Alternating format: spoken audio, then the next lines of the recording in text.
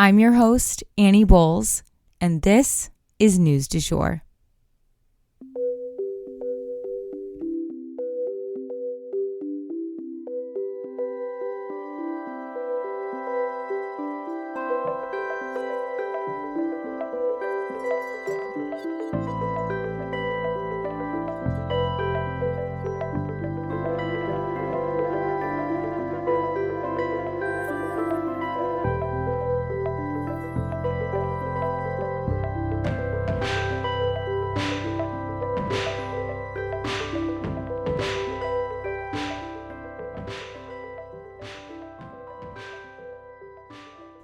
Hey everyone, and welcome back to the News du Jour, a calmer space to consume the news.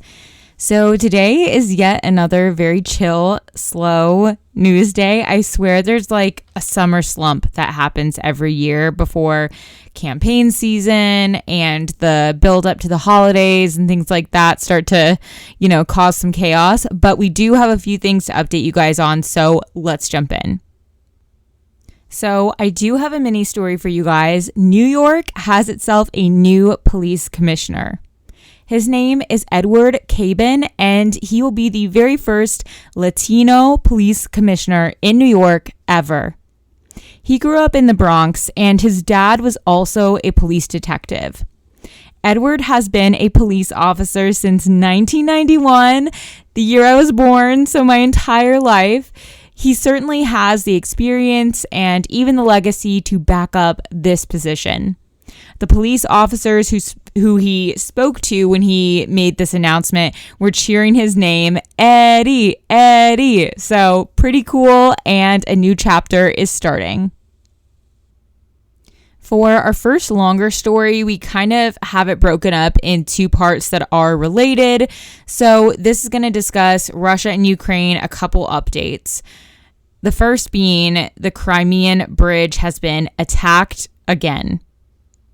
So the bridge that connects the Crimean Peninsula to the mainland has been a target of this war before, and now it's been attacked all over again.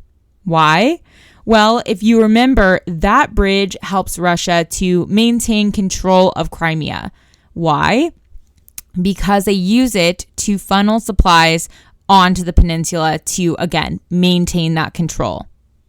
It's also a symbolic bridge. If you guys remember, this area was taken over prior to the war in Ukraine, and Putin opened this bridge himself, kind of as a symbol of Russian control in the area. But this bridge is also vulnerable. There aren't really alternative routes for Russia to get those supplies to the peninsula. So now they're going to have to make repairs before they can transport things onto the Crimean Peninsula. It's also important to note that this explosion that happened yesterday was not as severe as the first one. Russian officials have obviously blamed Ukraine for the explosions, and let's face it, they done it. It may not be official, but it definitely makes sense as a strategy of war. And it's funny too, because Russia is calling this an act of terrorism. But how can it really be an act of terrorism during a war? Isn't all war a form of terrorism? And it even happened in the very early morning hours, so as to cause the least amount of human harm, which to me screams really the opposite of terrorism. And just like last time, there is still a train track on the bridge that was unaffected, so it will continue as per usual, but in terms of getting trucks and cars across the bridge, it's not working as of right now. But this action still had ripple effects. In our related story here, the grain deal has gone bad. So following the explosion of this bridge to Crimea, Russian officials announced that they were revoking their part in the agreement to a deal regarding the export of grain to feed families literally around the globe. Tons of international pressure has been mounting on Russia to allow this grain to be exported, because without it, a lot of parts of the world won't eat, you guys. So places all around the world are on Russia's ass to allow that grain to be released. Now, Russia is saying that the deal was kind of one-sided and that they will gladly become a part of it again once the playing field is leveled in terms of the terms. So maybe this is just a temporary setback, but it definitely reeks of retaliation against Ukraine for this whole situation with the bridge. And unfortunately, it will be people all around the world who are paying the price. And next up for today, I have 2 climate-related stories to go over with you guys. First up, monsoon season dials up a notch with climate change. So India has always had a robust rainy season known as monsoon season, where torrential downpours are the norm. And I would know, actually. I was caught in a monsoon when I was in India in 2010. We had to drive from New Delhi up to Dharamsala in the Himalayas in the middle of a monsoon because the monsoons had gotten so bad that they had grounded all the flights.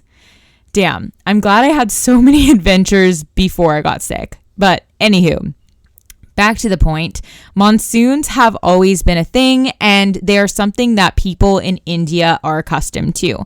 They really work their lives around this time of the year. But the climate crisis is actually kicking things up a notch to the point where over 100 people have died this monsoon season, according to the Weather Channel. This latest wave of monsoons has schools and colleges closed, roads caving in, and hundreds of homes collapsing in India, you guys. And again, these are roads and homes that have survived many previous monsoon seasons. So this is definitely a particularly bad one. Hundreds of people have also been badly injured, especially in the Himachal Pradesh region, where things are particularly mountainous. According to the AP, people are also being rescued via helicopter by the hundreds as well. A lot of them are tourists who do not understand the power of these rains. Hi, that was us. And they've gotten stranded amid mudslides and rushing waters. People have also gotten sick from the rains as well, or they've been forced to be outside where wildlife has gotten the better of them. Snake bites, among other types of animal attacks, have been reported due to people being outside when they should have been in the safety of their own home. Relief camps, though, are being set up for those who are now homeless, but whether or not people can get to them, that's another story. These rushing rivers that used to be streets are preventing people from getting where they need to go in a lot of cases. And monsoon season, you guys, it runs from June to September. So we are really only now approaching the midway point of monsoon season, only halfway through. So it is an incredibly dangerous time to be in India right now. So please stay safe if you are there. And of course, tune in to local weather reports and heed the warnings of local officials. And then I will transition back over to the United States. Flash flooding in Philadelphia has become very severe as well as the surrounding areas. So 5 people have been killed by flooding in Philadelphia. The floods have also affected travel.